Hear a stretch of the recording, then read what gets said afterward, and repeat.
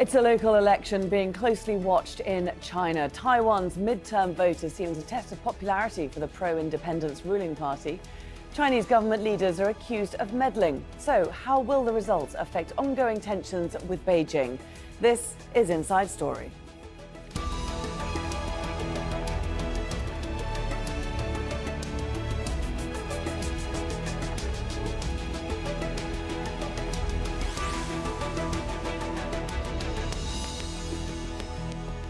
Hello there and welcome to the programme. I'm Laura Kyle.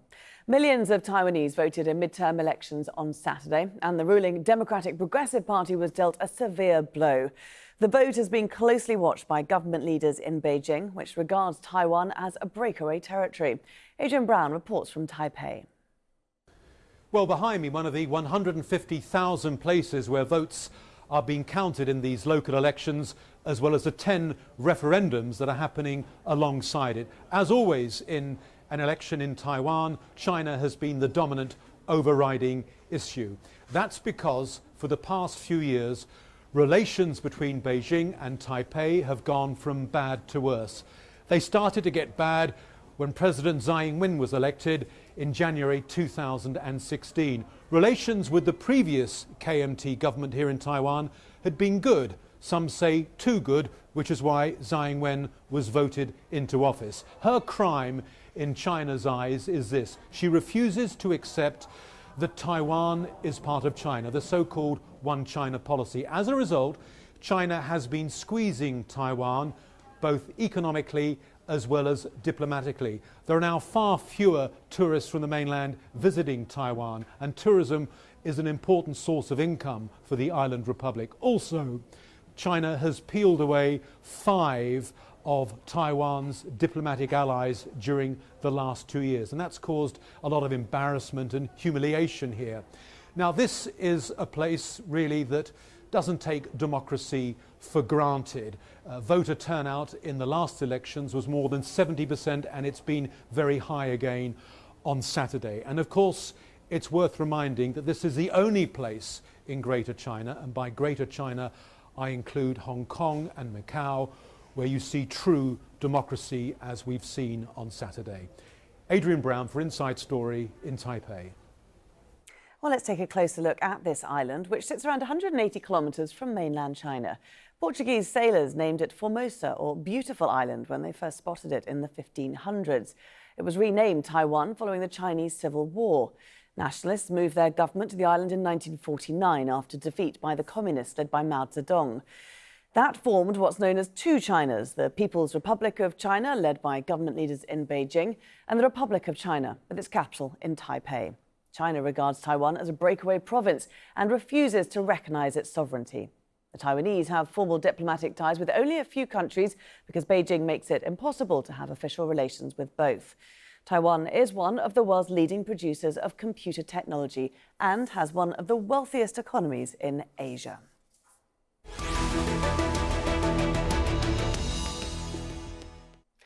OK, let's introduce our guests now. And joining us from Taipei via Skype, Chih-Cheng Lo, a legislator for the ruling Democratic Progressive Party, the DPP. From Beijing, Einar Tangen, a China political analyst. And also from Taipei, Fabrizio Bozzato, a member of the Taiwan Strategy Research Association at Taiwan Center for International Strategic Studies. A very warm welcome to all of you. Chih-Cheng, as we record this programme, the results are only just starting to come in. But what are they indicating so far? I think it's a defeat for our ruling party, my party. And we realize that people are not happy about our performance for the past 2 years. So we confess that we need to do more to make the people and voters believe that we are doing the right thing and moving Taiwan in the right track. Why do you think voters are not happy with your performance? First of all, we have launched a very comprehensive reform, especially the pension reform. And we realize that the pension reform has alienated a lot of voters. But on the other hand, some of our traditional supporters are not happy about the scope and the speed of our reform, meaning we are not doing quick enough and big enough. So we are taking a very difficult approach, trying to balancing the different voters in Taiwan. We are taking a very difficult balancing act. But obviously, we have to reconsider our approach and try to find out what the problems are. The DPP has lost a key mayoral seat, hasn't it, in Kaohsiung City to nationalists, the KMT, the Kuomintang party. That's after holding on to it for 20 years. Why is that? Well, I think the KMT, the opposition party, has said to the voters that our party has been in power for too long, so it's time for change. According to opinion surveys, the majority of people in Kaohsiung, the city was just lost, did believe that our party were in power for so long. It's a time for a change.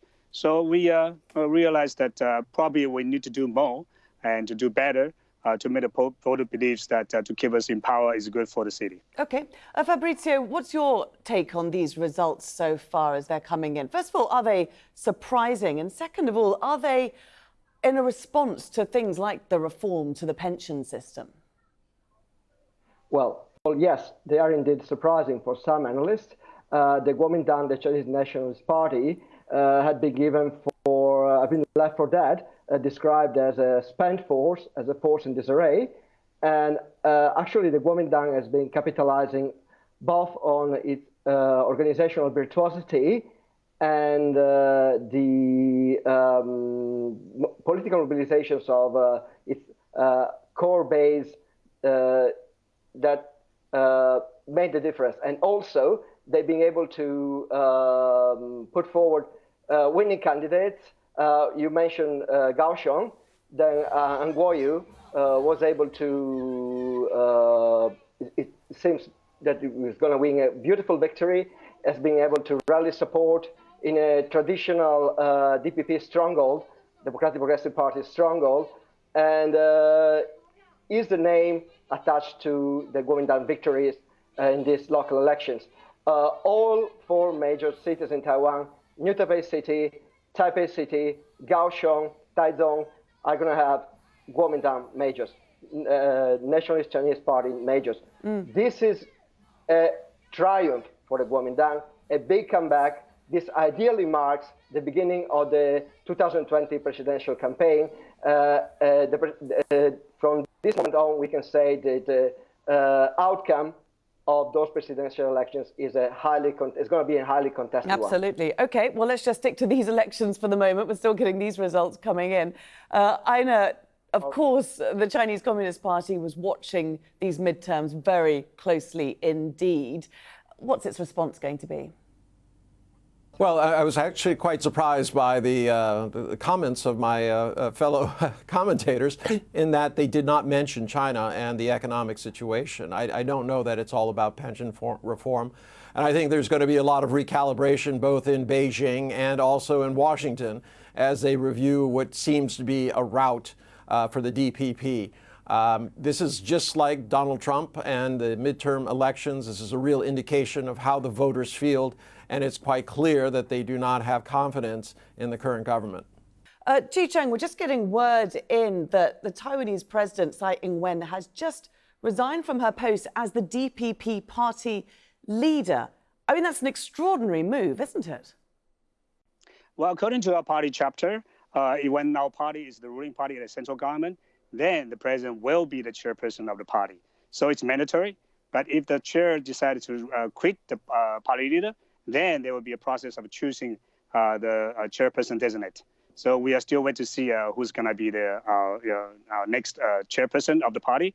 But in any case, the president is still the president, and she's still the most powerful person in the party. And I think she takes all the responsibility for the defeat of the election. Was that move necessary? I mean, it's going to leave the DPP in complete disarray as it tries to rule Taiwan. But definitely we need to elect or select a new chairperson who will be cooperating with the president, because the president will be seeking for the re-election. So there will be a coordination and cooperation between the new chairperson and the president. OK. Fabrizio, is this something that the Taiwanese people would welcome? This pretty drastic move that we're seeing from the Taiwanese president? Yes, but it's a necessary move. It's a natural outcome of this defeat. Tsai's resignation, I would say, cleared the way to the current premier of Taiwan, Lai Ching-te, And I wouldn't discount the possibility that in 2020, Tsai Ing-wen won't be running for president, but Mr. Lai will, sorry. A lot of people, Einar, in Taiwan are going to be looking at these results and point the finger at China for meddling in these elections. What has Beijing's response to that been? Have we seen any evidence of Beijing meddling? Well, I mean, it depends on who you talk to. I mean, Beijing has categorically denied it. There are people on the other side who are saying it. I do expect that Donald Trump will come out quite strongly and claim that this election was stolen. But if you look at the depth and the amount of change that has been created here, you know, supposedly previously safe seats that were held for long periods of time by the DPP, it's quite clear that this is not something where, you know, a few percentage points of some sort of meddling or fake news caused everybody to change their votes. And remember, Taiwan is not some backwater. This is sophisticated internet users. They're used to getting all sorts of information that they will discount if they don't believe it. This is not like the U.S. where, you know, there's claims of fake news going on all the time. It's a very robust intellectual community, and I think any kind of statement that says that they have somehow been duped into voting for the KMT is going to be a little bit far-fetched. Chih-Cheng, do you accept that? Well, first of all, China has been meddling in Taiwan's election for the past 2 decades. But in different elections, they use the different approaches. And this time, obviously, they have been behaving not try to antagonize the voters in Taiwan. So they are doing in the most subtle way.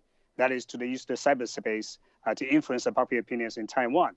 And obviously, for instance, when one of the singers stomped our DPP candidate, and her Facebook was harassed and bullied by a lot of followers. Many followers are from outside Taiwan. So I believe that many of them are from China. But obviously, China is not the only factor that influenced the results of the election. Okay. It's one of the most important factors. You said at the beginning of the show that the DPP's losses today have been largely based on response to reforms that the party was trying to make in the pension system. Do you accept that perhaps reforms in the cross-straits relations or the push to be more pro-independent is also having an impact on voters' views? I don't think that our party and our government has pushed for a more radical independence of Taiwan for the past 2 years. But on the other hand, the cool down of the relations between Taiwan and China has also some impacts on the economy of Taiwan. And I do believe that that has some impacts on the result of the election. Fabrizio, would you agree with that? Is this the Taiwanese people saying, we don't want this tougher economic situation, we need to have some trade with China, we need to open up a little bit? Certainly so. The Taiwanese are very pragmatic people. We should keep in mind that there are 1 million Taiwanese living in China. Taiwan has substantial economic interest in the mainland. And, well, certainly some areas of frosty cross-strait relations is a luxury that Taiwan cannot afford. First of all, economically, but also politically and diplomatically. Einar, just explain to us how Beijing has squeezed Taiwan since President Tsai took power just nearly 3 years ago now. Well, it's been on a two-track basis. In public, China has been very supportive of business between China and Taiwan. But in other ways, it's been a very kind of cooling off period. There are smaller businesses who believe that they have been pushed out or that things are not as friendly as they were. They were not getting contracts, and there was some pullback in terms of their, what they could do here. So it's there. But there's also the international front. When Tsai Ing-wen came in as president, Taiwan had 22 diplomatic relationships. It's now down to 18 and looks that it will fall even further. Now, these are mostly small countries. It's not a matter of huge international consequence, but it does show that Taiwan's international presence is starting to go down. This is in line with what China wants to see. And why is China, let's give us a little bit of context here, why does the China Communist Party feel that Taiwan feels so strongly that Taiwan should be is part of its territory? Well, it's always been part of the territory, except for a brief period when it was ruled by the Japanese. The fact is that they see this territorial integrity is absolute red line. When you start getting into Hong Kong, Taiwan, Xinjiang, or Tibet, you're going to get a very, very vocal, very, very strong response. And if they are pushed, it would come to an armed military conflict. And on the other side, Chih-Cheng, why are many people in Taiwan so keen to hang on to their independence, or at least their de facto independence? Well, first of all, obviously, people realize that there are two different ways of lives between the two sides of Taiwan Strait. So people in Taiwan want to keep their current status of being a free, democratic society. So they don't want to be part of China. But they realize that it's very difficult for us, Taiwan, to declare de jure independence of Taiwan because China has said many, many times that they will use force if necessary. So people in Taiwan are very realistic and very pragmatic. We want to maintain the so-called de facto status quo of independence of Taiwan. Fabrizio, there's, of course, a number of referendums also taking place today, and one of them is going to be equally as interesting as these results, isn't it? And this is the vote for the name change from Chinese Taipei to Taiwan in international sporting events starting with the 2020 Olympics. How do you think that vote's going to go? Well, I think that the yes are going to prevail, to win bigly. Taiwanese, we've been talking about independence, but I believe that the key word here is really identity. The Taiwanese know very well they're already de facto independent. What they want is to see their identity affirmed domestically and internationally, and international knowledge. So they consider it humiliation participating in international sporting events and the Olympics under the name of convenience, Chinese Taipei. So really, that referendum is another aspect of the bigger issue of identity here. Even the DPP has been described as an independence party, actually is a force upholding Taiwanese identity. This is something which is widely known here in Taiwan.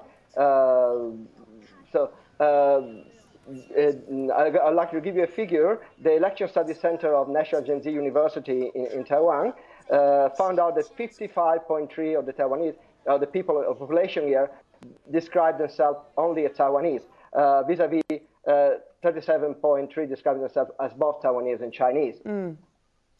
Einar, what do you think Beijing's reaction to a name change would be? Would it allow it? Well, it's not a question of allowing it. I mean, Taiwan can do as it wants as Except it passes it would through face its perhaps legislature. an awful lot of pressure from Beijing. Absolutely. Well, it's under a lot of pressure now. Now, remember, these are two nations that are at war. I mean, Taiwan still insists that it is the rightful ruler of all of China, and they maintain territorial claims on that basis, even in the South China Seas. So, I mean, this is a situation that goes back many, many years, involves territorial disputes about sovereignty. And this is something that Beijing feels very strongly about, is an internal matter. And they resent this idea that foreign powers are sailing ships between the Taiwan in the Taiwan Straits and trying to interfere. So it continues to be a red line. And I don't know how to express this, but I hate to think that we are once again repeating World War I, where you had great powers, Great Britain trying to contain a rising Germany, and they literally sleptwalk into a war. And this should be divided. Anybody who's watching this should understand that Beijing is not bluffing. They will resort to arms because this is an ongoing war.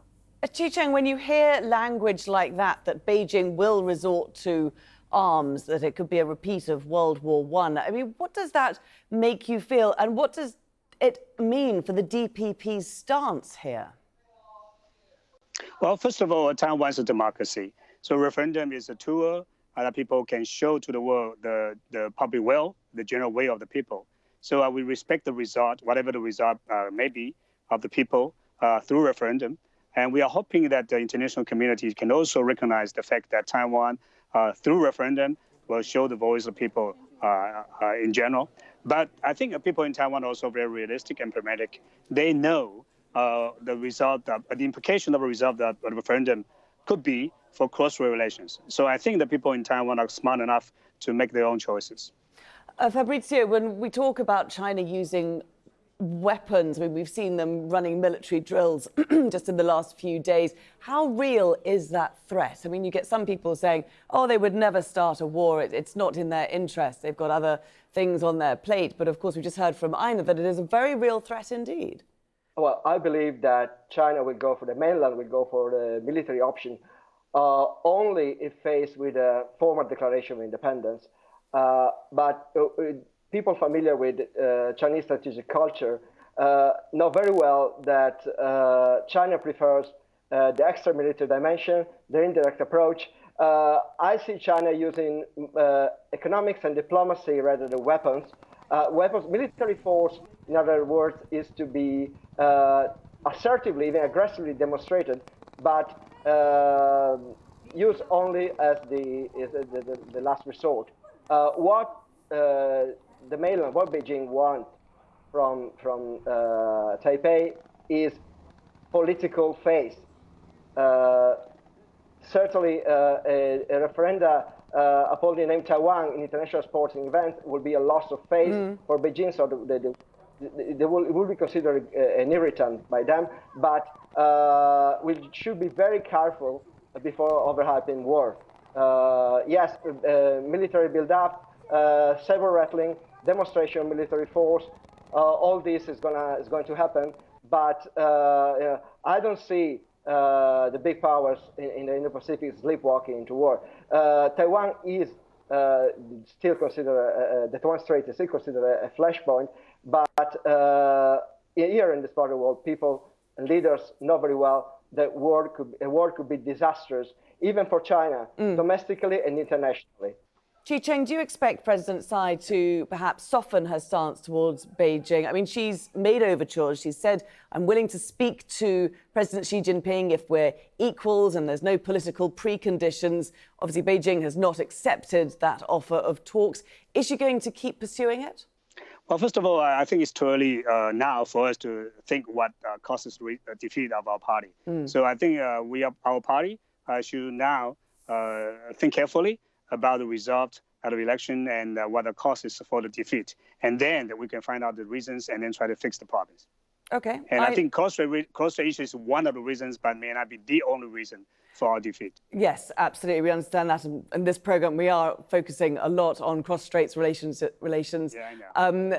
But obviously, China factor or China issue should be the one we have to take into account very seriously. Okay, all right. It's very likely that we may modify our approaches in dealing with China. And so, Einar, given that Taipei might be willing to modify its approach, is it going to be open to any form of discussion with the DPP? Well, I think so. I mean, obviously, if there's an acceptance of the 82 consensus, there will be a quick warming up of relationships. And especially if this results in the U.S. kind of backing off. There's been a number of pieces of legislation encouraging military to military and government to government contacts. There's been an expansion of the de facto embassy in Taipei. And there's been these ships sailing up and down the straits. If that happens, then I think there's a return to normalcy. I think there's a way in which these countries can figure out what their future is. But if it's seen as hostile, I would agree that this is going to not be a good ultimate outcome. It's a very interesting times ahead there for Taiwan and indeed cross-strait relations. Thanks very much to all our guests for joining us here today. Chih-Cheng Lo, Einar Tangen and Fabrizio Bozzato. And thank you very much for watching. You can see the programme again anytime by visiting our website, that's aljazeera.com. And for further discussion, do go to our Facebook page, that's facebook.com/AJ Inside Story. You can also join the conversation on Twitter. Our handle is @AJ Inside Story. From me, Laura Kyle, and the whole team here, it's bye for now.